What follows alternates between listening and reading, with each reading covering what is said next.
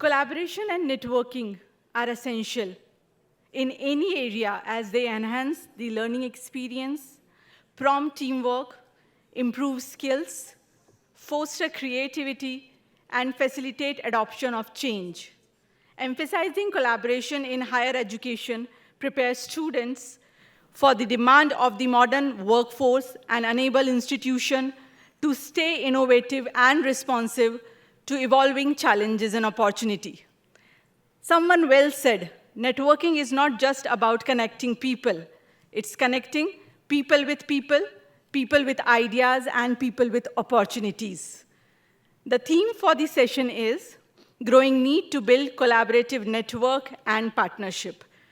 It's my immense pleasure to invite all the distinguished members for the session on the dais. I'll start with our session chair, Dr. Monica Kennedy, Senior Trade and Investment Commissioner, Austrade, India. Dr. Rui Opperman, Director of International Cooperation of CAPES in Brasilia, Brazil.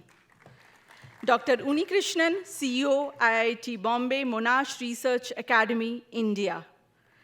Mr. Ashwin Fernandez, Regional Director in QS in Middle East, Africa, and South Asia, CEO for QS iGauge Rating System. Dr. Nitesh Sugnani, Director of University Rating at Knowledge and Human Development Authority, United Arab Emirates.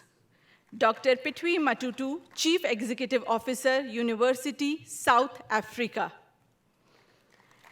And Dr. Jamie Fortuny, Senior Project Manager, Obriel Global, Spain. I would request everyone to take their seats at the dais. I would request now Dr. Vidya to join the dignitaries on the dais and give her opening remark.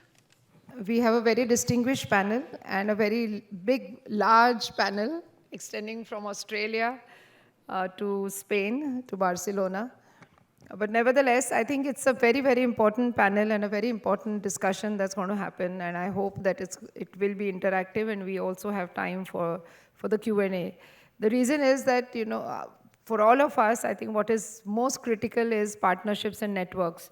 And at an individual level, when we connect with people all across the world and develop these relationships further to even partnerships at an institutional level, and of course partnerships at the university level. But more important is these emerging networks that have emerged in the past few decades. I mean, we all have been members of some network or the other. But now what you see is very, very focused networks working on a focused area and expertise. And many of the international relations in higher education are thanks to such networks. And I'm glad that I've been a part of several such networks and an active member, because I just love networks because it gets you to network with people across the world. Just to give an example of Obriel Global that I am a member of, and I chair the Obriel Global network, which was born in, or established, I would say, in Spain, and does amazing work in the global south. I wouldn't have been connected to Brazil and Argentina if it wasn't for Obriel Global, and I'm sure each one of you has such experiences. I'm very happy that we are a voice of the global south, once except Australia, but the region is covered. And we have a panel which is very distinguished because people who are policymakers are here, people who have implemented such partnerships like the Monash and IIT Mumbai. And I'm glad to inform you that the CEO, Uni20, is an alumnus of SIBM. So we are very, very proud of him. And then, of course, we have, all of us, at least in India, are very curious about the Dubai International Academic City. And when we listen to, the Indian government making announcements of foreign universities here coming to India, a lot of positive and negative responses. That's when we actually look at the successful model of the Dubai International Academic City. And I'm so glad that Nitesh, who represents KHDA, the academic vertical of this education hub created in Dubai, is also here. So whether they're physical networks or networks with people across nations, I think it's all about finally collaboration. And the topic that is very close to my heart and for what Symbiosis is, about internationalization of higher education. I think it is about building these kind of symbiotic relationships with each other. So I'm sure Monica is going to do a wonderful job, and I'm not going to sit next to you, but I want to sit there and listen to you all carefully and take down some notes. So glad we have a great audience, and I hope it's going to be an interactive session, Monica. Thank you. Thank you very much. Thank you, Dr. Vidya. And good afternoon, everybody. I see that we have the spot this afternoon immediately post-lunch where most people will be settling in looking for a snooze. So we'll try to keep it nice and bright, interesting, and hopefully there's enough discussion of interest so that you pass the next hour and a half with some enjoyment and are able to keep your eyes open at least. But in the conference so far, we've been really hearing a lot about boxes. I don't know if anybody else has noticed, but yesterday morning in the first session we had a very articulate student talk to us about how we're asked to move out of the box, but nobody helps us to see where the box is, what are the dimensions of the box, where are the walls, and understanding the box we're in is the first part of being able to move out and explore our world. We then also heard I think Atul Koshla this morning speak to us about the gates in front of the box. So even before we get to the box of the university or the box of our thinking, we're restrained by physical gates as well as metaphorical ones. And then Dr. Mutsomda this afternoon spoke to us again about how the mind can function better when it's open. And so all these discussions about boxes and openness and walls made me think that it's exactly the right session for us to be having today, talking about how we can't act within boxes. We can't be lone wolves as institutions. And every single session, I think, in the conference so far has to some extent talked about collaboration networks and partnerships as a way to moving forward to becoming transformative and to enable universities to become transformative centres. We heard about it in relation to the Sustainable Development Goals, in relation to practice-based learning and practice school partnerships, in interdisciplinarity, in creating national value, in student collaborations, in digital education, and in the international rankings too. So we're going to touch upon some of those themes today as we talk about international collaboration and what it can do for the transformational university. Of course, universities are collaborative by nature. We are, as academics and in academic institutions, of course, always looking to different disciplines to come together to create some tension. And this tension displays itself in tensions in discipline, tensions in methodology, tensions in language, tensions in epistemology. And the result of that tension is some fabulous spark of innovation. And it's this tension, I think, that we look to find when we collaborate. So often we talk about collaboration as if it's building great friendly relationships that are warm and comfortable, but we're also seeking the tension because this tension produces real value for our students, for our institutions, and for our nations as well.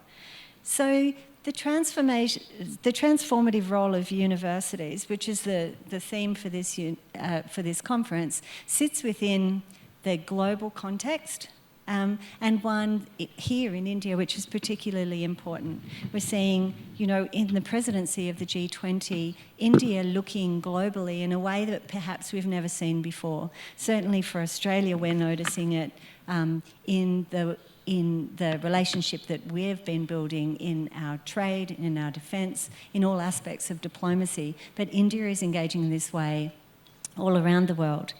In this big picture, people are thinking big and they're thinking long term. In Australia, for example, again, we're working on a university accord at the moment, which has a 30-year horizon. We're asking people to think about what education is, what the university is and does in 30 years, and we're trying to establish how we move towards it. And a large part of that will be through our international collaborations. Here in India too, the national education policy, we've heard so much about it for the last 3 years, and we really see the impact of the national education policy on motivations to engage internationally and in skills development as well. So the important opportunity, I think, is to see India differently within this environment. See India as a place that's not only abundant, not only ambitious, and it is ambitious, but also as achieving real change and looking to international engagement as a way of producing that. Of course, there will be challenges for us as a national level, institutional level, and at individual levels. Some of that comes from the tensions that's created by difference and the difference that's introduced through partnership and collaboration. But some of it too will come from our beginnings of being able to learn how to operate across borders, of being able to challenge those pedagogical differences that we see are really evident between places like India and places like Australia, for example. And then we need to find ways to learn what drives universities into other jurisdictions and see how we can meet with those drives, see how we can meet with that ambition to connect in ways that make the most of both the nurturing, warm and friendly aspect of partnership, but also take advantage of that rub. So in the futures, the university will most likely be virtual. It'll be flexible to accommodate for this huge growth that's necessary for the globe to be able to meet the demands of the future. It's probably integrated with industry, as we've heard, that it's connected in ways that make it accessible and make it agile. It's definitely collaborative, it's definitely networked, and it's definitely global. And so our panel today, and it is an esteemed panel, and thank you for the introduction, Dr. Vidya, will speak about some of the challenges and the opportunities that comes from engagement, collaboration, networks and partnerships, and how here in India we can learn about how to do it, how not to do it, and how to start to go forward. This session is designed to be one full of examples and models, and so the people on the panel are able to speak from real experience about what works and what doesn't work in networks, collaboration and partnerships. And so I look forward to the discussion. We're going to try to keep our comments quite short at the beginning so that we have more time for active discussion and questions and answers towards the end. But I will direct my first question to you, Dr. Opperman.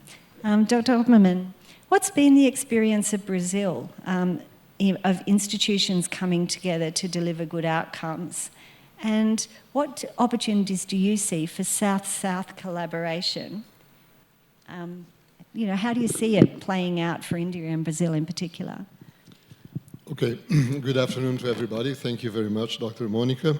First, let me just acknowledge the opportunity of being here, very important for us in Brazil, for the Brazilian government, for several reasons.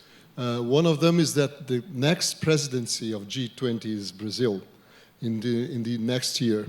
So we are here in a mission together with our Ministry of Education, is actually to have this transition between the Indian presidency to the Brazilian presidency and keep this in a flow that there is no disruption in the way we are building up the issue of education in general as a matter of fact of importance for the G20.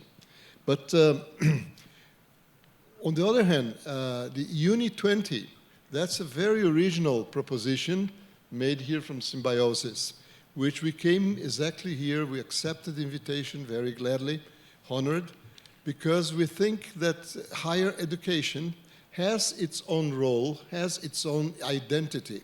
And G20 has to take care of all the education, but then Uni20 gives this opportunity that universities, as a special part of education, can merge together, can be together and discuss issues like the ones we are discussing now, that is cooperation between university internationalization.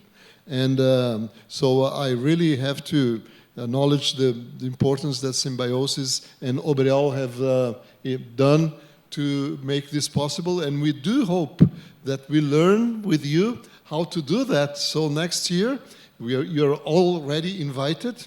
We'll have the same meeting, Uni20 2, number 2.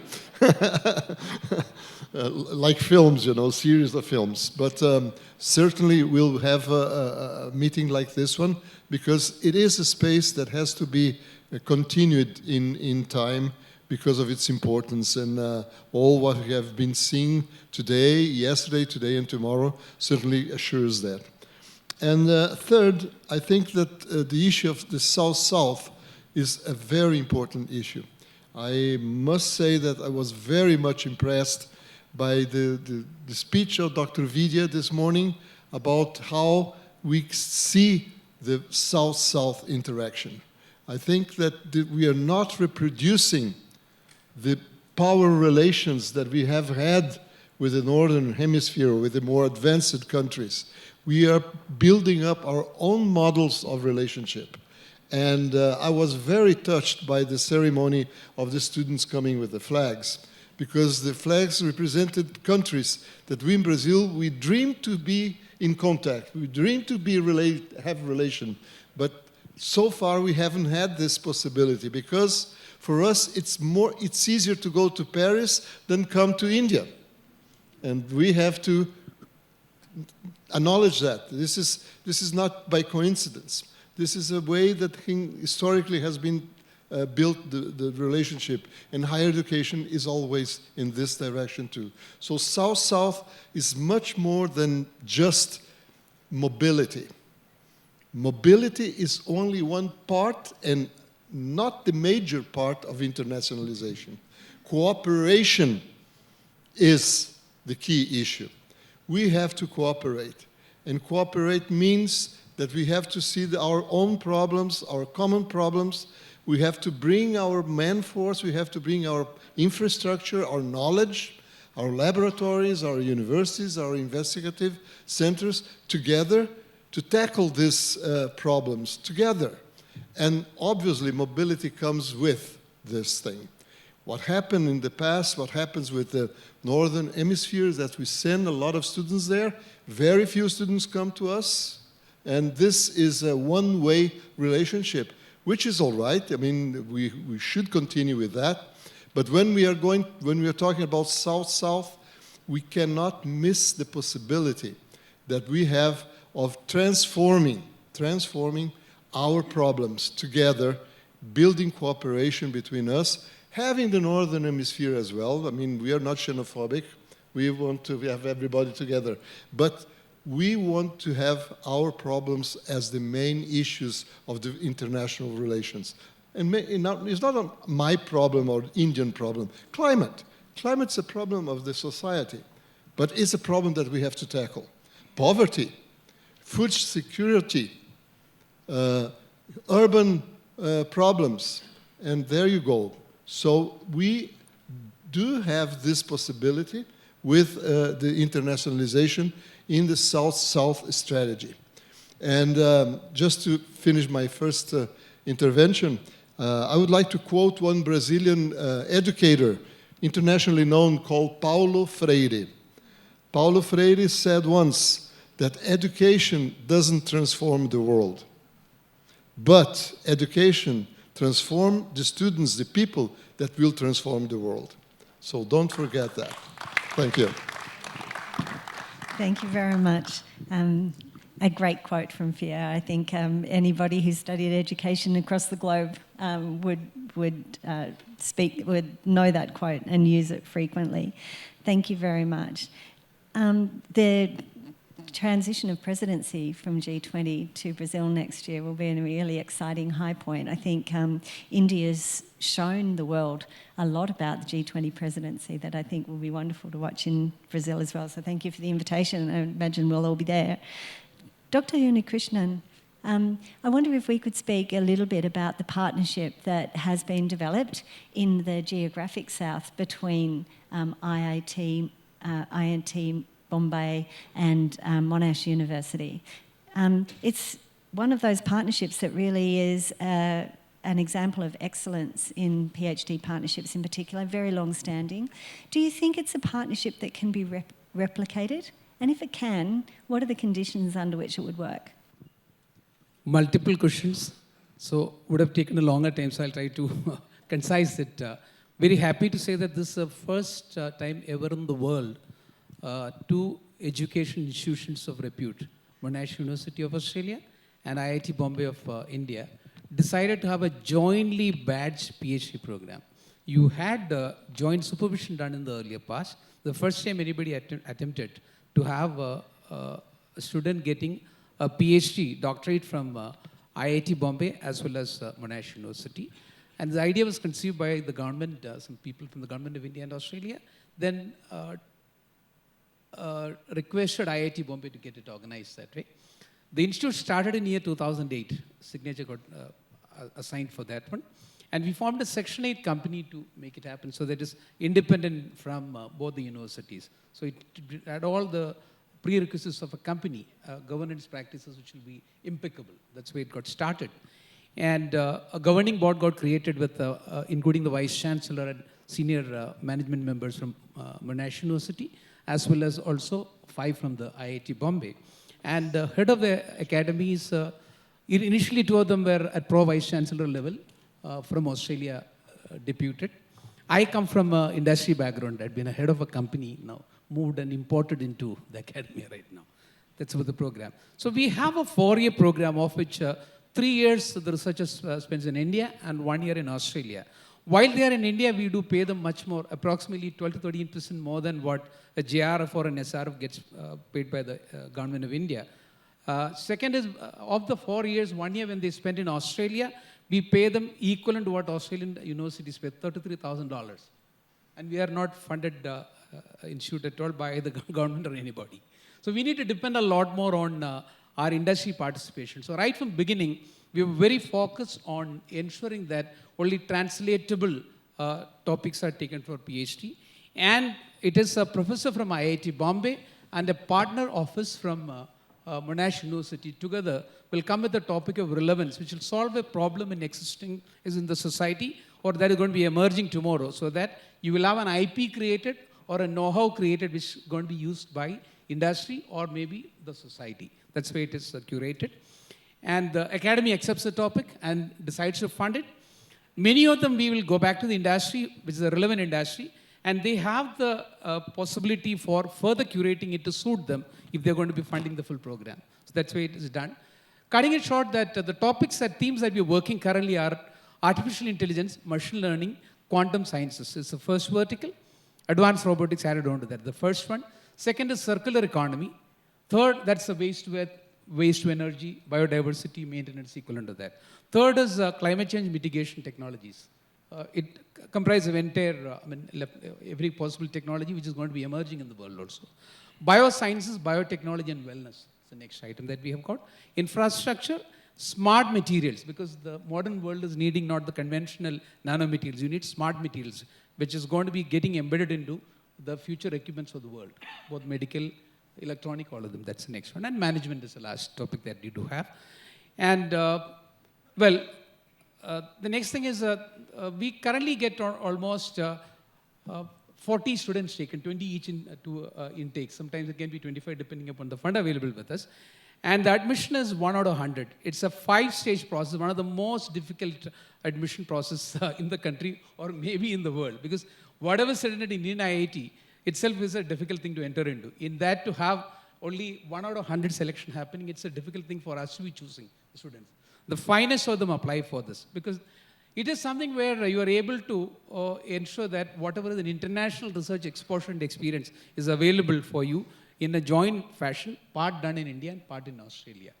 Our first graduate came out in 2013, and in the past 10 years, we've been able to graduate 219 PhDs. And currently, I've got 170 students doing PhD in cutting-edge areas, and some of the finest brains, intellectuals, both in Australia and India, working together on this one. The proof of this is that my average CPI for the students is 9.1, which is unheard of, in PhD at least. Even in IIT Bombay, the pass rate for CPI is 6.5, whereas our pass rate is 8. If you don't get 8, you get a 6 months probation, and if you don't clear that in the probation, you're out of the PhD. So of the 219 that we passed out, we lost out 107. So we are very, very strict related to ensuring the quality is maintained. So that's about the program, generally, to give you an out of this one. And I would say that another thing which Vidya is trying to achieve over here, we have been able to manage that. We have got currently 47% of our students are fairer gender. We want to have 50-50 or maybe make it 51. We're working towards. Because higher education, especially with STEM areas, it's very difficult to have women come forward in the country. But maybe my predecessors have done a wonderful job ensuring that we're able to get women to come and do that. STEM areas, that's on the next area to talk about. And yeah, we've got more than 1,000 publications so far. This is what you're going to understand. Each of the publications jointly written by a student and 2 professors from one Australian, minimum one, and one from India. So it's a joint publication. It is also elevated. You ask the benefits, what you will get out of that. An Indian professor to co-author a paper, which is accepted by a high-quality journal. It is possible only when you have this kind of internal capabilities and high-quality research done. Is that okay? That's fantastic. Thank you very much. Yeah, it's great to hear about the range of different models. Thank you. The range of different models that are available to us in partnership, and particularly this model, which has stood the test of time and is demonstrating such success for Australia and for India. The particular interest I have is in the final point of what you were speaking about here, just as it relates to Dr. Fernandez's work at QS, is about the impact of partnerships and networks on universities' reputations, particularly on their rankings. Dr. Fernandez, how do these partnerships help with ranking ambitions? And do you have any, case studies of success? Yes, thank you so much. And as Mr. Uni20 was talking about this, I was reflecting on the results of the upcoming World University Ranking, where I could see the reflection of the work happening across both these institutions. When we were preparing for this session, I was reflecting, also thinking of partnerships and collaboration, and I tried to look at the origin of the word partnerships. And it comes from the Latin word partitonem, which means partaking or devising between people and people trying to do things together. And I've worked across several regions, and one of the discussions I have with a lot of universities is that I have a lot of collaboration, a lot of partnerships. Now, those partnerships on paper will not help you further than just being there on paper. If you want them to go beyond that and have an impact on the student, on the faculty, on the institution, and then eventually, after that, it will reflect on your research, it will reflect on your exchange programs, on your work with the industry, and then after that, it will start reflecting on university rankings. So when a lot of people say why university rankings don't move forward or why I am not doing well, I try to go back to the fact is where has that partnership helped you go further? And it could be you have 130 partnerships, 140, 200 partnerships with some of the top institutions. And as Dr. Oberman was saying, is it also a one-way partnership? Are you just sending off students there and not getting anything back? Are you actually doing some research work? So the global rankings, and QS particularly in this case, I'll talk about QS because I work at QS, looks at the direct impact of partnerships and collaboration across all the indicators. You can pick up any indicator in the QS World University Ranking, and for those who are privy to the latest edition of the World University Ranking, the 20th edition, which will come out on the 27th of June, can see the further addition of partnerships happening in the university rankings. Now, the result of the ranking is a direct impact of partnerships. Let's talk of reputation. And clearly, we can see that IIT Bombay and Monash are utilizing each other's reputation here, which should reflect in academic reputation. We can look at employers working with you, which will reflect in employer reputation. We can look at students coming in and and reflecting into your faculty-student ratio. And now one of the areas which has almost a 20% weight is the citations per faculty, which is a direct impact of not just the work you produce, not the papers you churn out, but the impact of those papers across everywhere. And then you have your exchange programs. So those who are participating in the Asia rankings across India as part of the Asia ranking, we are looking at both inbound and outbound student exchange. So we are looking at both ways. So one-way partnerships will not help you. And just signing a paper and not reflecting that further into actual research work will not help you. There are three kinds of partnerships I would like to classify today. The first is your academic partnerships, where you're doing exchange programs. It could be faculty-student exchange. Of course, faculty exchange doesn't have a direct indicator in the World University ranking or regional rankings, but reputation is there.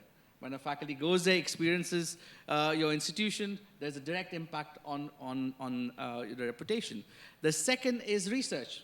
We're looking at how do you collaborate across institutions. And in the upcoming rankings, we have further introduced a new parameter called International Research Network, which is looking at how many partners do you have in how many countries, and not just signed on paper. It looks at contemporary relevance. How many of them have you collaborated with in the last 5 years? So not a partnership 20 years ago, which was doing very well at that time, and no longer, there's nothing happening. So there's a direct impact, I would say, of whatever work and the case studies. I kind of echo both the thoughts here. And as institutions like to progress further, they will start to look at their partnerships a little bit more carefully. Not the 100 or 200 partnerships, the careful 1 or 2 key flagship partnerships, which will have a direct impact on the brand. I would like to conclude with one point, and I remember the case study of Hong Kong University of Science and Technology. They were founded in 1991.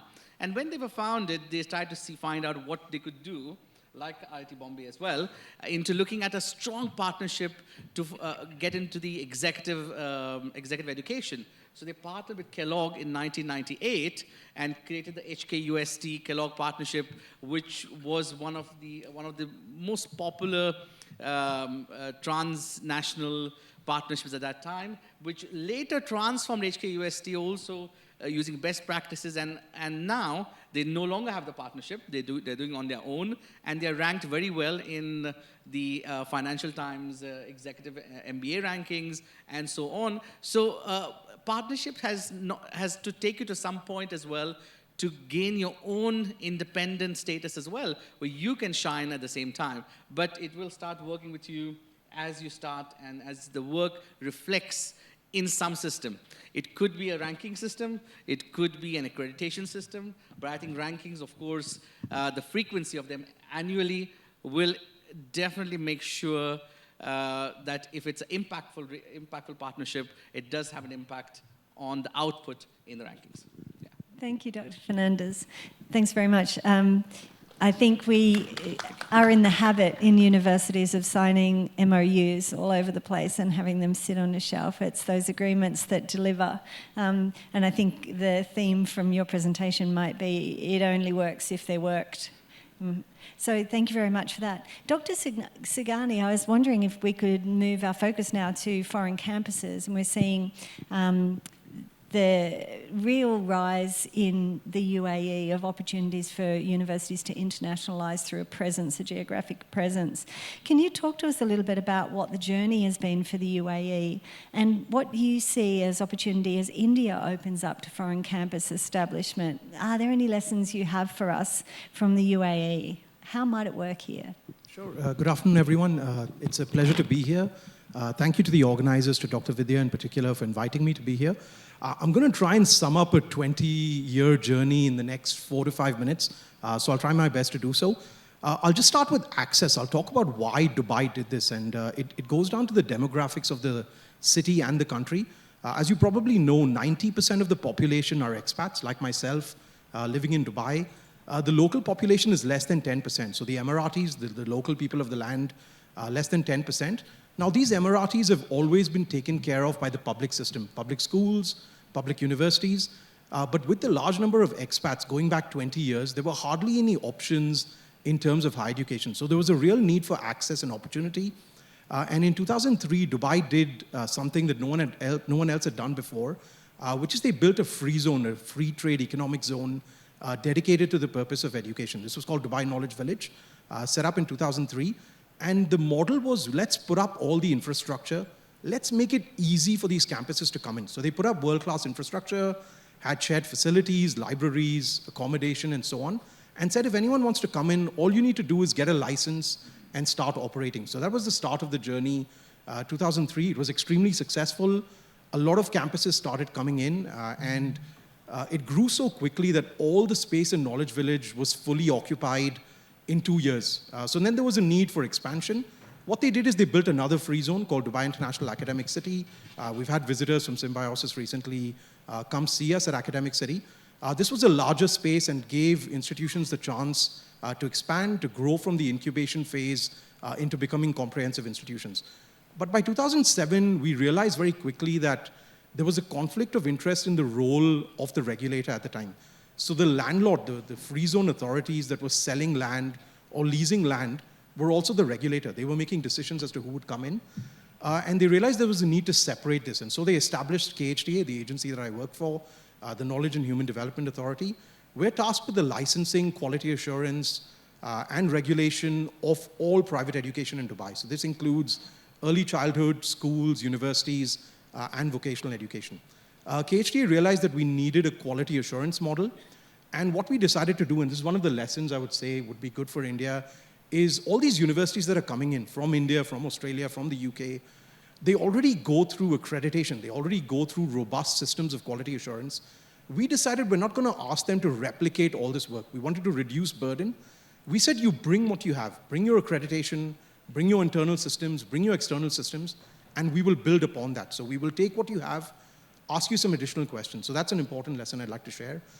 We also, along the lane, we partnered with QS and we introduced a rating system. It was the first time we had a rating system in Dubai for branch campuses. And these branch campuses were rated across 9 criteria. We took the QS STARS model, adapted it slightly, implemented it in Dubai. Now, the reason we did this is to ensure that students and parents would get information on these campuses. What's the difference between BITS, Manipal, and Amity, 3 Indian institutions, all in Dubai, all in Academic City? How do they differ from each other? The same with the Australian campuses. We have Wollongong, we have Murdoch, we have Curtin. So this was something else that we introduced. We've also done a lot with partnerships. So one of the things we've done is we've established very close relationships with regulators in other countries. We created a network called the Quality Beyond Boundaries Network. It includes the major sending countries of branch campuses, as well as the receiving countries. So we have Australia, UK, US as the major sending countries. We have Dubai, Singapore, Malaysia, and Hong Kong as the larger hubs. We'd love to add India as a sending and receiving country at some point to this group. But through this group, through this collaboration, we're able to share ideas, share best practices, connect with each other, network with each other on a very specific topic around transnational education and branch campuses. I'll just stop there, and then I'm happy to answer later any questions. Yeah, thank you very much. And it's great to have your lessons as India itself is setting up special economic zones that are welcoming international campuses, and too with the foreign campus bill passing through.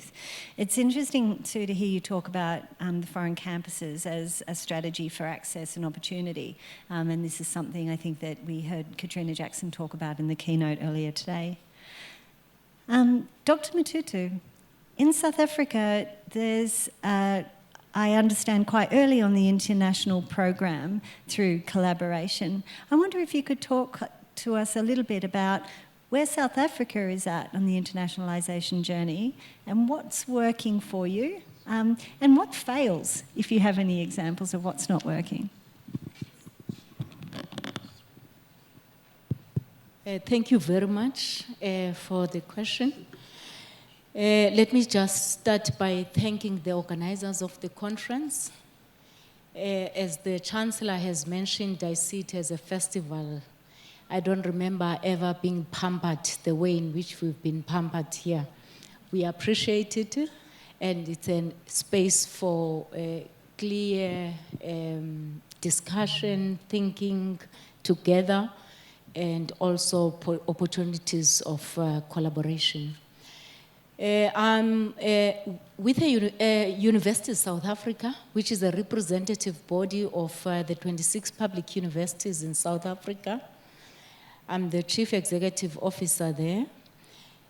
So we represent all these public universities. So the private universities, I would say, constitute about 10% of the student body. So these are the majority of the universities. We have 11 traditional universities, largely focused on academic qualifications, and we have 6 universities of technologies, which are focused on career-oriented qualifications, and comprehensive universities are the rest, focused on both academic and career-focused qualifications. So within our history, as it was mentioned by Professor Sahule, there has been segregation previously, and that meant that there were institutions which were previously advantaged and those which were previously disadvantaged. So with all these measures, they led to this reform in terms of the institutions, sometimes trying to mix campuses from previously advantaged universities to previously disadvantaged universities, all in trying to come up with an equitable solution. So South Africa has got very, very strong few universities which are well networked internationally. We produce about 1% of the global publications, if we look at Web of Science, for instance. And that is comparable to the investments that we make in terms of R&D, which are less than, I would say, 0.7%, almost equivalent to what India invests.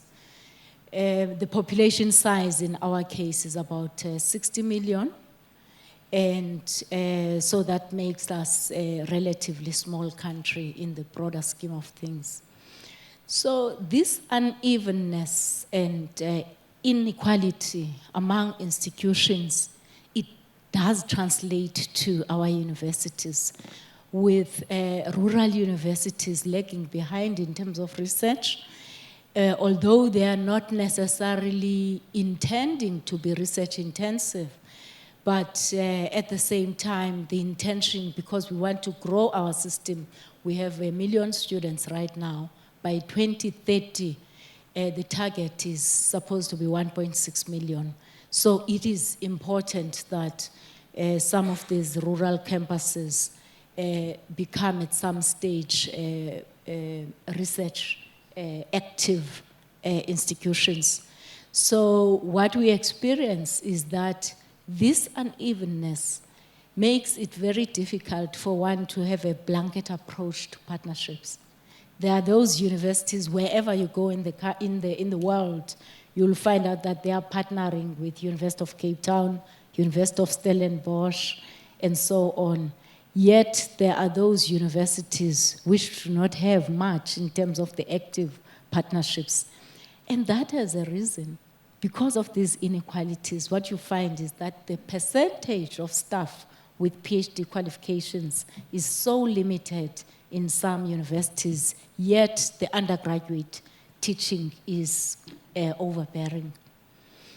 So in order to be realistic, what we have found is that we need to focus on networking all the universities, and with a very simple strategy of ensuring that the excellence among those that are excellent is retained, and at the same time the capacity is built on those which are, do not have adequate capacity.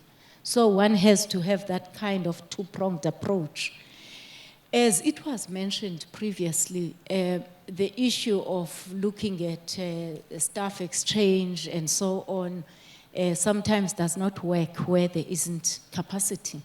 One has to start from the bottom by building opportunities for students to be produced, starting at master's level and going up to PhD level. It's only after some years then that one starts to say that we have built adequate capacity within this faculty. We've done that with engineering, for instance, for 2 universities of technology. CPUT, which is Cape Peninsula University of Technology, together with Tshwane University of Technology, where over a period of about 10 years, there was a mobility of staff from one country to another. It's only when we started to produce staff members from students that our students started to move actively between the institutions in South Africa and those which were in France. So one has to be very realistic about the situation.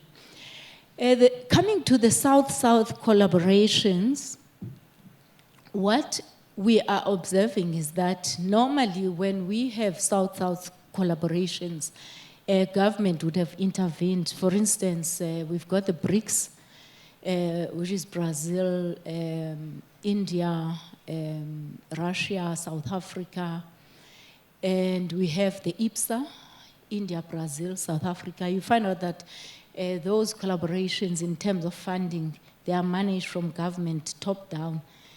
I don't know how long it takes us to apply, for instance, for funds which were remaining from the previous year to use them differently the following year. So I think the bureaucracy does kick in there. It's very helpful when you have institutions and funding agencies managing the funds for research rather than government managing the funds for research or for collaboration among the institutions. So it takes a very long time to get any changes or anything done when you have the government in charge.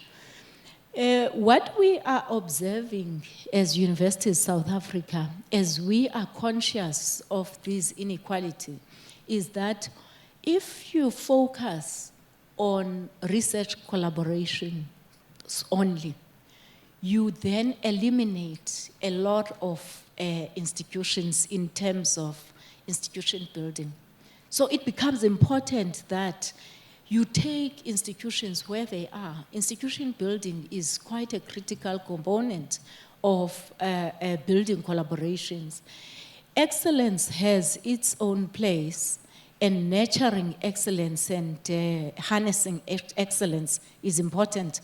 However, building capacity is equally important, particularly if one is coming from the South and has the intent to build on what we currently have. So that, for me, is the current challenge that we are experiencing as University of South Africa.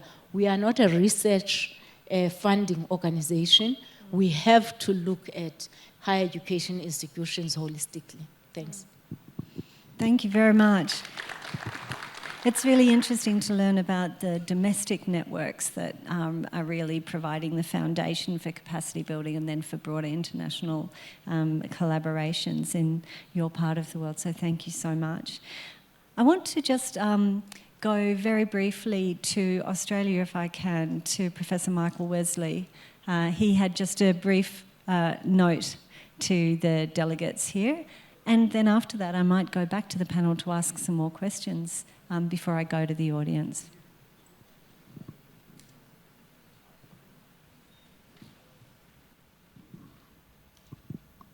Greetings from the University of Melbourne. I'm Michael Wesley, the Deputy Vice-Chancellor, Global Cultural and Engagement. I'm very sorry I can't be with you today. I send my best wishes to friends at Symbiosis and other universities present at this conference. it is very timely to be discussing international collaboration between universities. Of course, international collaboration has always been fundamental to what universities are and what they do. India's ancient universities such as Nalanda, Takshashila and Vikramshila all had extensive international connections. The breadth and vibrancy of its links are what makes any university the best it can be. We are essentially institutions dedicated to knowledge and ideas. We stand or fall on being able to access the very best ideas and the very best talent wherever they are in the world. Our knowledge is made stronger and truer the more people test it, critique it, and use it. Having those international partnerships facilitates this free flow of knowledge and talent. They enable common interests and complementary capabilities to find each other. They provide opportunities for students to experience different cultures and ways of knowing. Partnerships allow universities to reach across borders and oceans and help each other.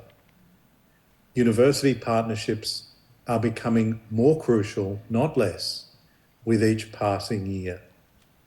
For our societies to prosper in the knowledge economy, we need our institutions of knowledge to be the most productive and dynamic they can be. We owe it to our students, our academics and our societies to make sure our universities are as internationally connected as possible. Of Symbiosis founding is a chance to further build on those partnerships. Thank you, and I wish you all the best. Professor Wesley has been one of the academics at University of Melbourne that's been leading a very strong push for collaborations between India and Australia. He himself born here in India and with a great passion and love for this place. We have around 30 minutes left, so I was hoping we might spend just 10 or 15 minutes in question time, and I'll certainly go to Joanne Fortuny before we finish. There's no problem there. But I wondered if we might have a little discussion between ourselves. So I'm going to put a question out, not to anyone in particular, about here in this room, where we're all from the geographic south, what you're seeing in collaborations, networks, and partnerships. What are the new models that are emerging? What are examples of fabulous practice?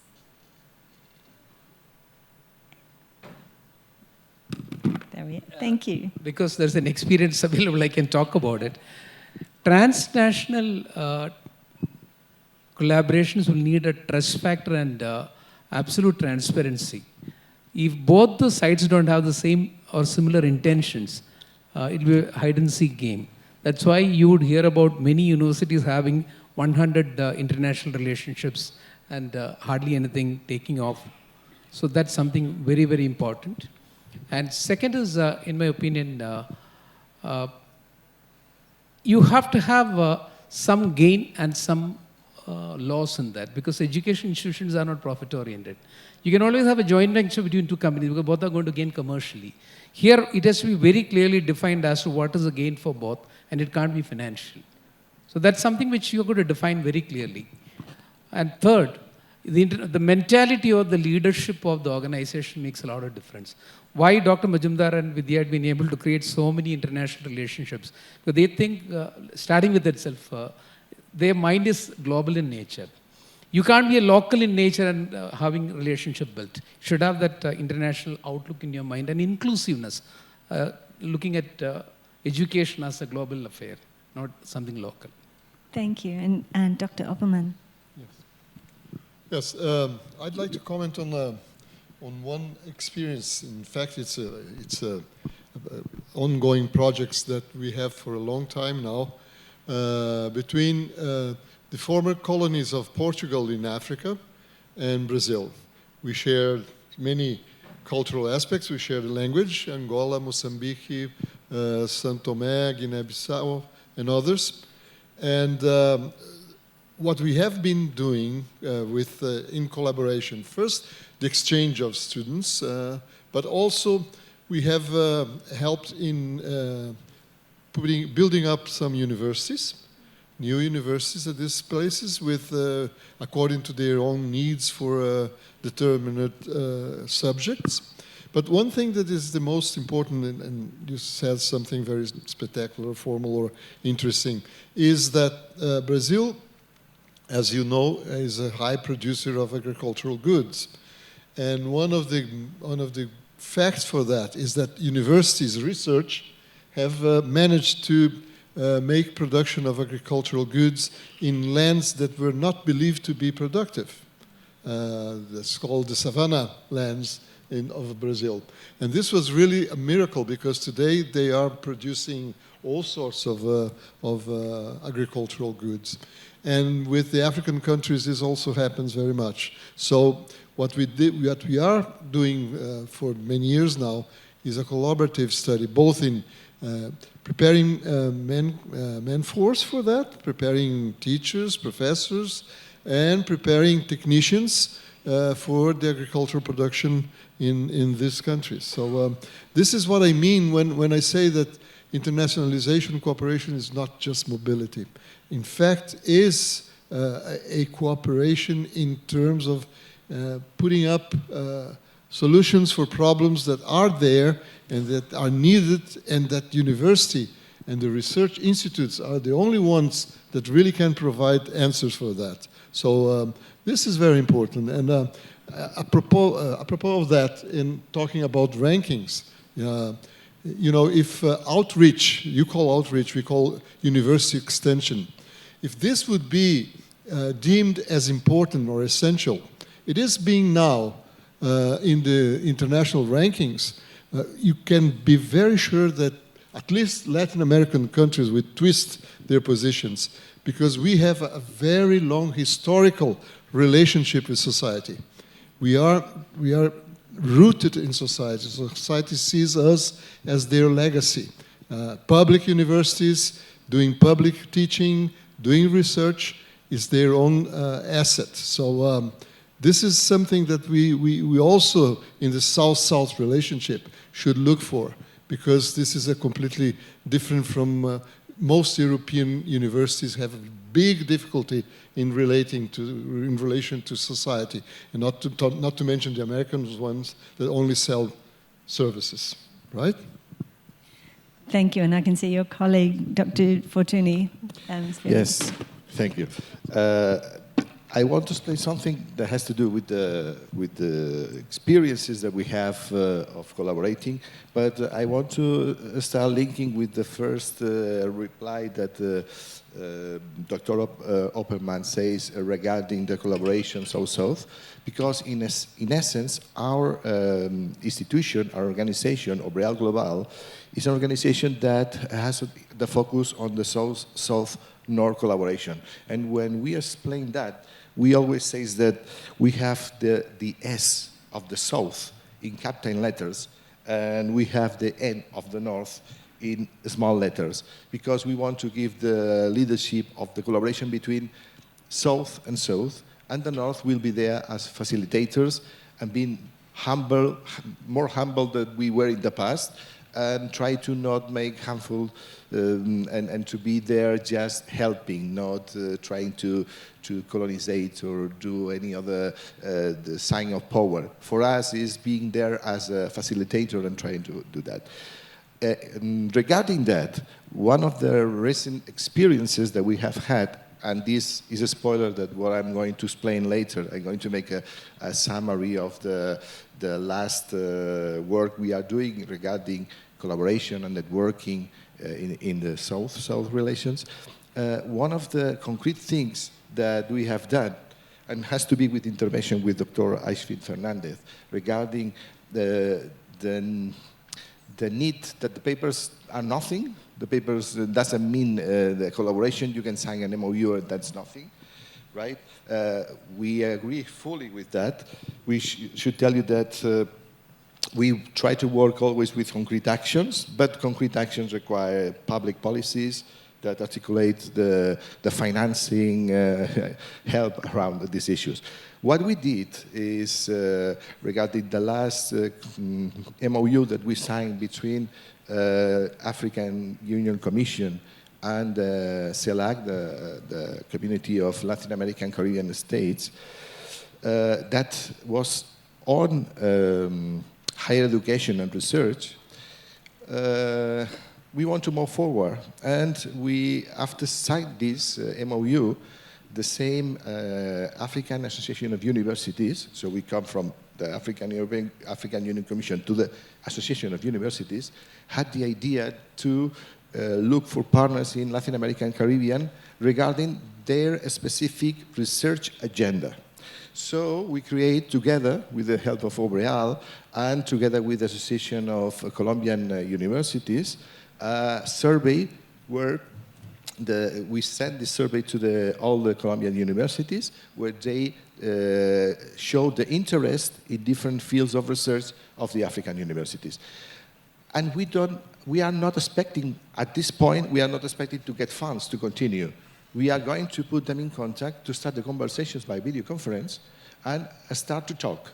And meanwhile, as Obreal Global, we are going to look for the way of financing the initiatives that can be success. So this is a different approach, a different perspective, an innovative way of starting to do collaboration so without, well, moving beyond the papers, but moving beyond from the perspective of an MOU, but starting to move. Yes, Dr. Matute. Thank you very much for that question. The experience that we have had on the South-South collaborations has been the networking of granting councils, because they are so crucial for higher education, particularly for research. So what we notice is that in Africa, the majority of the science granting councils are within ministries. They are not standalone, and they do not perform the evaluation of research projects appropriately. So we had to put in, as South Africa, some money into the project, but we had to rope in the North in order to assist us. These were 17 science granting councils in African countries altogether, with some ministries which were conducting the peer review system. So DFG, Germany, assisted us, UKRI assisted us, IDRC, Canada assisted us. Then on an annual basis, we were able to come together as the Science Granting Council Initiative in order to discuss some of the pertinent issues, such as your science engagement, such as your open access, all these key things which were emerging, which required us to be clear on the principles to take within that. So that has proved to be quite useful. And it did not end there, because there's a global organization of science granting councils. We were then, through the structure, able to plug in African science granting councils into the international structure, and the collaborations would occur there, just being facilitated by people being present at the Global Research Council conference and so on.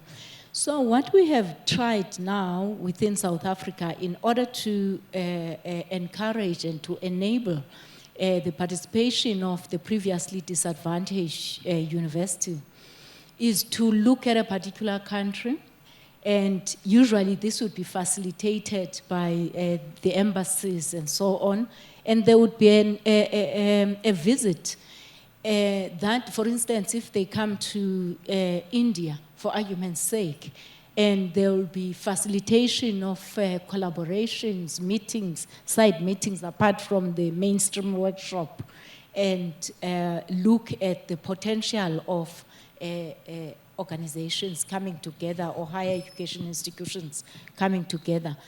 And the advantage of that is not just one-on-one collaboration, is that there is an overarching theme which then forces something bigger to be achieved than when these institutions were coming together independently. Thanks. Yeah, thank you. That seems to be a theme across all of these discussions. It's not a one-dimensional, that often engagement, collaboration is not one-dimensional. There are many parties at play. They're often complex networks of relationships that are delivering real outcomes. I'm going to just go to the audience and see if there's some questions. Oh, there is. That's great.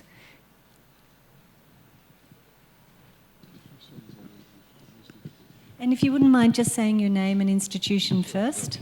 Okay. It's working. Can you hear me? Okay, it's fine. First of all, I appreciate you and thank you for our panelists. This is Suhail Al-Ghufli from Zaid University, United Arab Emirates. Actually, I'm IIT Delhi graduate. The point here, okay, just I have a question and I have comments. My question with Dr. Ashwan saying, here's the point, the partnership and collaboration is a great idea, okay, but now, how can you see how can QS see the partnership, okay, I mean, to, let us make it like, to enrich the communities academically and socially? I mean, how can USR will be implemented in our real life, okay, as a point of view from QS? And I have a comment actually. Well, could we just maybe perhaps just take the question rather than have the comment at this stage? We've got lots of questions, so I'll just ask, do you mind, Dr. Fernandez, do you mind responding to the question first?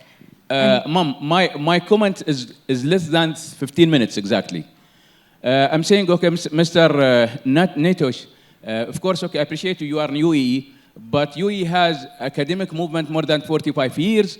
And in the same time, but I appreciate actually our leadership, visionary leadership, to welcome with wide hand for everybody to participate in academic life in the UAE. Thank you. Thank you. So it's a great question, because that's a question we've been asking even at QS, is how can we look at the social impact? And while everybody has been going on the SDG bandwagon, looking at just the SDGs and how do you implement the SDGs, we decided to take that one notch up and look at what's the contribution of the country. What's the contribution of the university over the last few years? How is the research happening in sustainable development? And our ESG ranking, it's not a sustainability ranking, it's called Environment, Sustainability and Governance ranking, looks beyond just the university and the impact of the country on higher education, and how do universities play a role as well. So we are doing that, and I would encourage you to please look at the ESG or the sustainability ranking QS is doing. I had some of the thoughts, but I think there's time limitations. But I wanted to just touch upon partnerships a little bit more. And we talked of South, partnering in the South.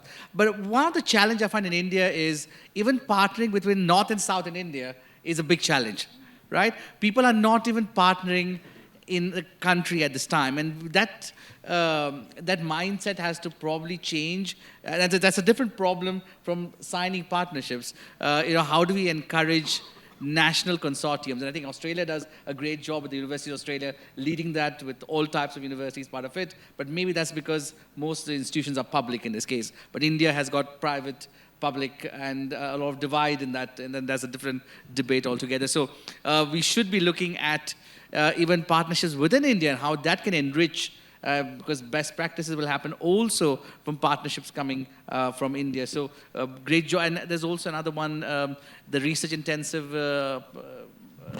Yeah. We have the peak body, which is Universities Australia, inclusive of all of our universities. And then we have specialist collaboration groups like the Intensive Research Universities, the Regional Universities Network. There's at least 3, and my colleagues from Australia will be appalled that I can't recall what they are in this discussion. But collaborations of real value where universities with similar interests or capabilities get together in order to develop a profile for their members as well as research capability. It's a really great point. It's the second time we've heard about the importance of domestic engagement as well as international engagement. Because there was a figure this morning of just 10% of the infrastructure being used. So how could you share infrastructure within Pune itself? I mean, Dr. Vidya, I've heard such great things of the hospital. How could universities which want to collaborate within Pune or within surrounding areas can make use of the facilities? And we are seeing less of that in India than in other countries where people are sharing infrastructure, sharing resources, and partnerships are even happening domestically. And the third collaboration is the Research Technology Network, I'm pretty sure. Anybody in Australia help me with that? Hello. ATN and the Group of 8, thank you very much. The Australian Technology Network and the Group of 8, which is the Group of 8 research-led universities in Australia. Hi, this is Dhananjay Bole. I'm an assistant professor and coordinator of Center for Disability Studies and Inclusive Education at Savitribai Phule Pune University. I'm mentoring a startup company called Sugam Digital Solutions Private Limited. The company provides end-to-end access consulting solutions. I wonder if we could just move straight to the question. We're really rushing across the Yes, so thanks. I'm just looking for partnering opportunity for my startup in the area of digital accessibility compliances in the university and colleges. And do you have a question for the panel at all for our discussion? Pardon? It's okay. So thank you very much for the introduction. Lovely to meet you. Yes, perhaps a microphone. Yes, I have asked question that is there any opportunity to collaborate with international universities for digital accessibility compliance? I'm sure there is, but... There are many universities in G20 or in all people sitting over here who are specializing in that. You only need to do a net search. There could be umpteen number of universities who can help. Why do you have to go so far away? Within the country itself, there are so many of them. You need to be very specific as to what you're wanting.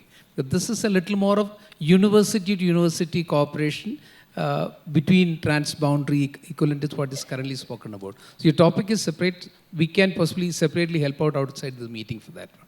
Sure, and we can pick that up, I'm sure, outside of the discussion here today. Thank you. There's somebody at the back who would like the microphone. I have a question here. I'm sorry. Hi. Good afternoon. I'm Dr. Neeru Bhagat, and I head the Community Outreach Program and Extension.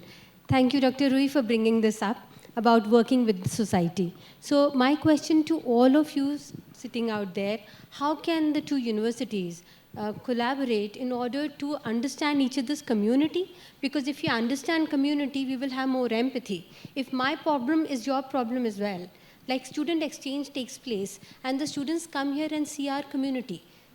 Symbiosis has already adopted 35 villages. We work in them. So we can provide that kind of a collaboration where your students can come here, understand a community and a problem, and we can help each other and develop empathy and hence a better tomorrow and a better world. So a question to all of you, how can we collaborate on this?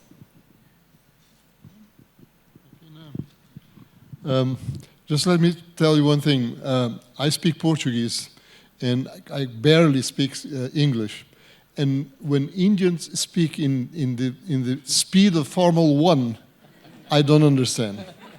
Our colleague here, he spoke, and I just couldn't understand anything of what he was saying because he was speeding like crazy. So I would be very glad if you could speak slower so I could understand what you were saying, because this is cooperation as well. Okay, since she needs an answer, Australia per se, they do send undergrad students into India as a part of their global immersion guarantee program. So we can partner, we can possibly get it organized where they partner with Symbiosis University. It is possible. And the more they come, especially between North and South is also okay over there, because the ecosystem in which you are studying or living, it makes a lot of difference. We host a group of cohorts coming twice a year from Australia at IIT, And when we expose them to the slums of Bombay and then the life difficulties, it's a revelation for them. And most of them then they want to come back to India on their own to learn about it and possibly work on solutions towards that. It's a great idea that you spoke about. We should do more of this. Thank you so much. And I can speak with you too about some Australian policy with the new Colombo plan that makes it possible for students to travel into India and to work in the kinds of projects that you're leading. Thanks so much for the question. Was there any other response to that question? My there's a question, a very good afternoon, everyone. My question is that when we are looking at partnerships and collaborations between universities or between a university and an industry, each of the partner has their own competitive advantage, and the partnership is, we look for a synergy. How do you make sure that the synergy happens without losing the competitive advantage?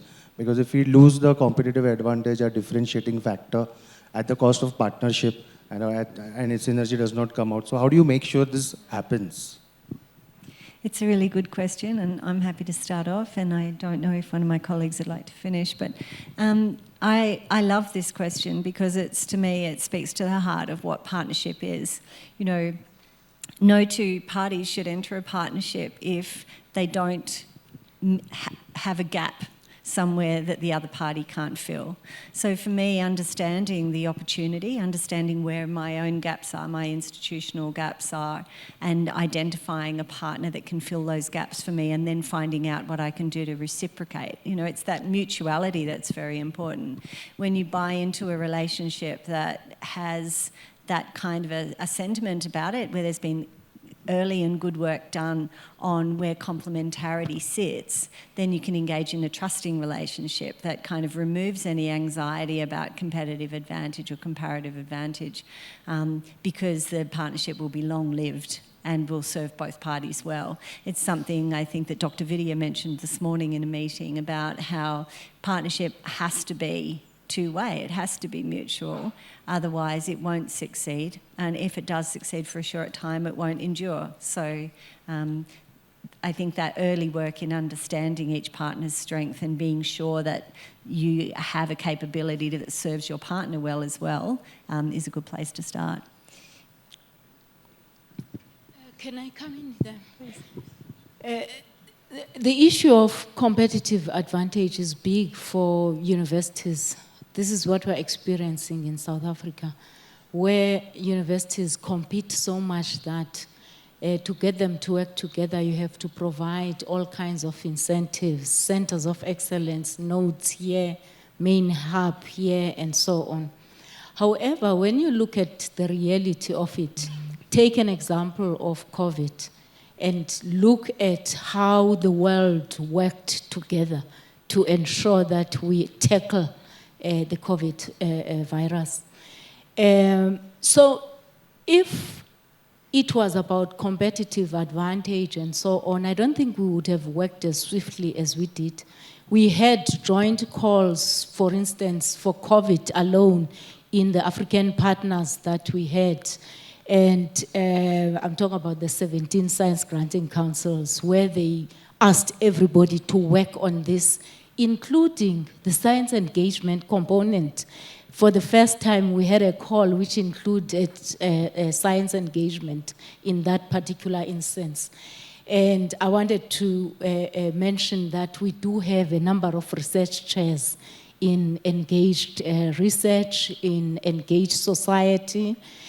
So you can see that there's a way in which we are formalizing and making the scholarship out of engaging with societies. So the competition is there. However, there's a level at which it's just too much imagined than a reality. And if you put incentives for people to work together, you'll be surprised at how much they are capable of working together. Thanks. And the collaborative networks that we mentioned earlier are a great example of where groups of institutions can get together, maintain their brand and their specialisation, their reputation individually, but have a collective strength in areas of shared strength. Yes? Yeah. I'm Om Prakash from Symbiosis Center of Climate Change and Sustainability. My question is from IIT Mumbai. And because in the earlier session, in the beginning of the session, sir mentioned that clean energy and biodiversity conservation. IIT Mumbai is working in both the areas. And it is a very good area for the future research of the India, because India is the hot spot for the biodiversity research. And India is also looking for the clean energy, because more use of the clean energy release less carbon and create less problem of global warming and climate change. So how to develop collaboration with IIT Mumbai? Because it's my feeling, like institution like IIT Mumbai, ISER or other government institution, if you go for the collaboration, they don't show very much inclination for the private institution like Symbiosis. So what is solution for that? Directly addressed to me, so yes, okay. I have to give that.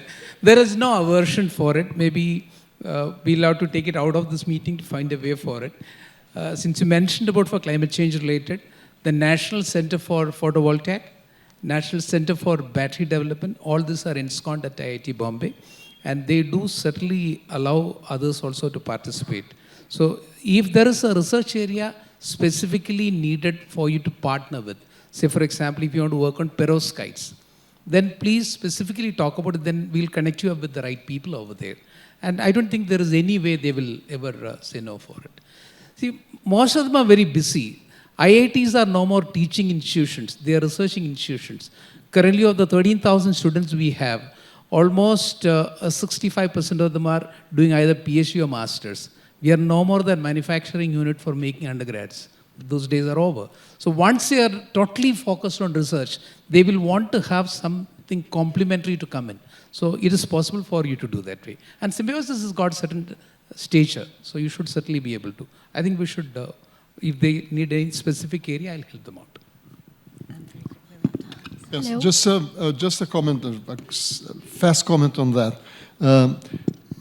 Historically, we have this cooperation either done by professors or researchers that have a relationship in different countries, either because they were mentors or whatever, or because the institution has received money from another place, another source.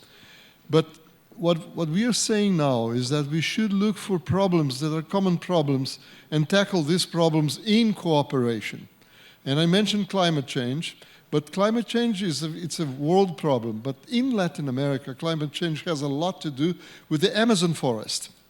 And the Amazon forest is not only Brazilian, it has several other countries that also share the Amazon jungle with Brazil.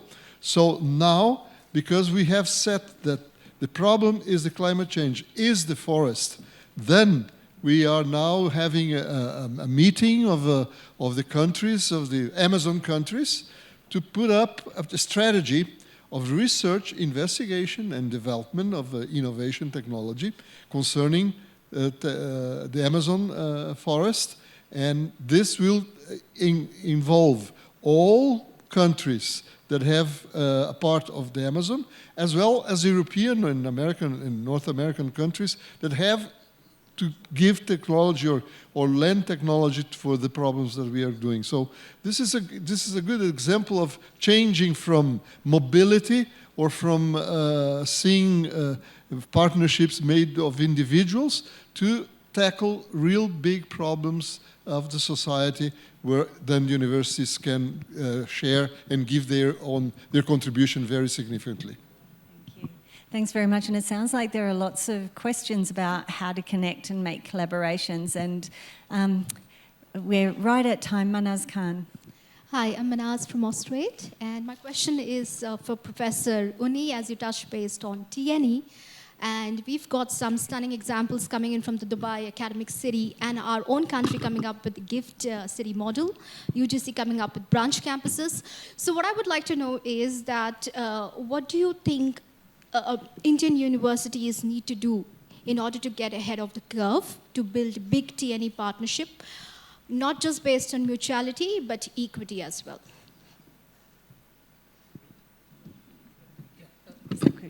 You wanting to know for partnership between transcontinental partnerships or domestic equivalent of that? It has to be between two countries, for example, India and Australia. Thank you.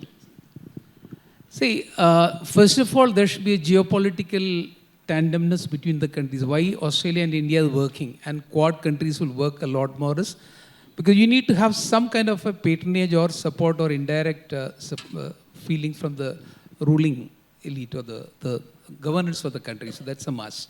So if there is a political opposition, it will not happen at all to start with. If that is in existence, then institution to institution relationship is possible. And in that, one factor which I did not talk about, somebody asked about synergy. No, synergies are not more important for it. It is more in terms of complementary strengths. What you bring to the table is not the same the other person should bring in. It is a gain for both should be happening. So that we're going to be very clear. If you're wanting to do, undergrad level, it is very well defined, 2 + 2 equivalent, it can be there. But the moment you're getting into research, that is what we should ideally do in the between countries. Teaching is virtually every country is capable of teaching their own people today, in my opinion. And in that you can improve the quality. But beyond that, when you have to get into research, you need to be getting into knowledge which is at the cutting edge, which may be resting in some other country only for majority of it. So their corporations do make a lot of difference. But please do remember, you pay for a PhD student, whereas the undergraduate pays, he'll pay to you. So there is always a financial outgo that you should be willing to be investing into, which Australia was ready to do right from beginning, even before all the Uni20 happening. I can't reveal the numbers. There are many countries who do that way. So you should look at, if you are representing a country having sufficient wealth available, but you're looking for intellectual capital, you should be willing to invest. It will pay you multiple times in the future. So there needs a detailed understanding of that. But there should be something like a consonance of thinking between the countries, political alliance, and then institution to institution leveling needed for it. You will never go to a university if you are ranked, say, maybe 80 or 50 in the world in QS. You will not go to a 400th ranked university. It will dilute your brand. So it has got to be something in a band where both are comfortable with each other. Those are a lot of factors are there, but shortage of time. There is indeed a shortage of time. But it does sound like there's lots of questions from people who are looking for direct opportunities to collaborate. And perhaps if we could meet after the session, we could have some discussions about those collaborations. We are well over time. I did want to say that it has been a fabulous discussion. And a lot of what has come out is about the intentionality of cooperation, of collaboration and partnership, how important it is that we keep the focus on harnessing the strength in those relationships, finding ways to measure them so that we continue to keep a focus on what works and what doesn't, and that we continue to think about the social impact that our relationships between our institutions and governments and other parties are having. Thank you very much, everybody, for your time. Before we finish, we have just 2 minutes longer, and I would like to invite Joami Fortuny from Obriel, a close partner of Symbiosis University and a close collaborator on the conference, just to have a few words to close us off for today. So thank you.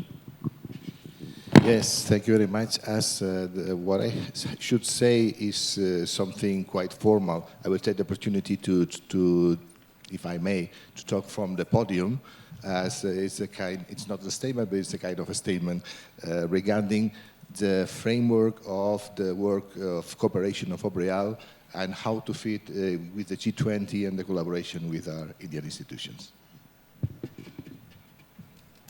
I would like to say a few words about the growing need to build collaborative networks and partnerships from the development of Obrial's interregional cooperation. Obrial, together with the government of Catalonia and the CELAC, the Community of States of Latin America and Caribbean, under the pro tempore presidents of Argentina, organized in Barcelona in 2002 an interregional meeting on higher education and development, where fundamental issues of education and training were discussed. The first conclusion of this meeting was that the universities are agents of development. In a second meeting last March in Buenos Aires, Obrial, the Ministry of Education of Argentina, and the African Union Commission And on the basis of what happened in Barcelona, drew three conclusions. Development is intimately linked to education, which is why universities are fundamental agents of development. There is no global south. There are different souths, and using the adjective global dilutes the richness of our diversity. And the third was that development is achieved through concrete actions, and these require public policies that articulate and finance them. This meeting in India, led by the chair of the Indian chapter of Obreal, the Pro-Chancellor of Symbiosis, Dr. Vidya Yeravtekar, in the framework of the Uni20 track of the G20 being held in India, represents a further step in a commitment that Obreal is promoting with partners from the South and with the support from the North, with an agenda that takes into account the diversity of languages, traditions, colors, problems, histories, challenges, and policies. And above all, one agenda that is interregional as opposite to global. We are delighted to announce that, together with Brazilian entities, the African Union Commission and the African Association of Universities, we can consolidate this agenda in 2024 in a meeting to be held in Addis Ababa, in Brazil, or in both, in Addis Ababa and Brazil. That's something that we are discussing right now. Let me add that this is a South-South agenda supported also by the University of Barcelona and the government of Catalonia. And I also would like to mention that in the first week of July, representatives from Africa and Latin America will meet in Namibia to discuss this agenda. This is the product of the collaborative work that Obreal promotes between the regions. It is something we believe in and have been developing together with my colleagues for many years. That is why we are immensely happy to bring the South, and North together in diversity. And I will end this speech here, but not before sharing my greetings to all of you who are here today, and especially to Vidya Yeravtekar and the entire Symbiosis family, with the spirit of Bashuhaiba Kutumbakan. This family is the world family, right? Who makes this magnificent meeting possible. Also, I would like to share in this the greetings received in my last conversation this week with the Secretary General of the African Association of Universities, Oyebole Olusola, the Executive Director of ASCUN, Oscar Dominguez, the President of Obreal, Ramon Torrent, and the Director of Development and Strategy of Obreal, Nicolas Patrici. I join them in the congratulations for the success of this Uni20. Thank you very much. Thank you very much, everyone. Thank you for your patience. Thank you very much, Dr. Fortuny. Great to hear so much about the great work of Obreal. And that's it, gentlemen, and Dr. Matutu. We should take a picture. Give me 1 minute. So, intellectual growth should commence at birth and ease only at death, said by Albert Einstein. The aim of argument or discussion should not be victory, but the progress. So after this thought-provoking discussion, I would extend my heartfelt gratitude to all the speakers on the dais, and I would request Dr. Rajni Gupte ma'am, our respectable Vice-Chancellor, to felicitate the speakers on dais. We'll start with Dr. Monica Kennedy, Senior Trade and Investment Commissioner, Austrade India. Thank you, Monica ma'am.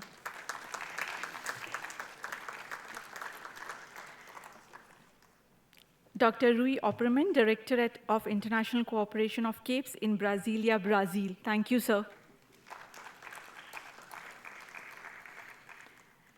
Mr. Ashwin Fernandez, Regional Director for QS in Middle East, Africa, and South Asia. Thank you, sir.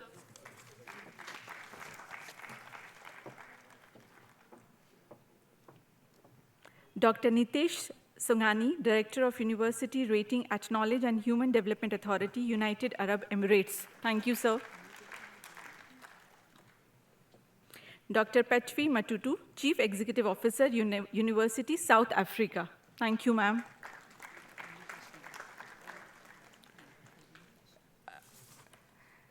I would request Dr. Uni20, CEO, IITB Monash Research Academy, India. Thank you, sir.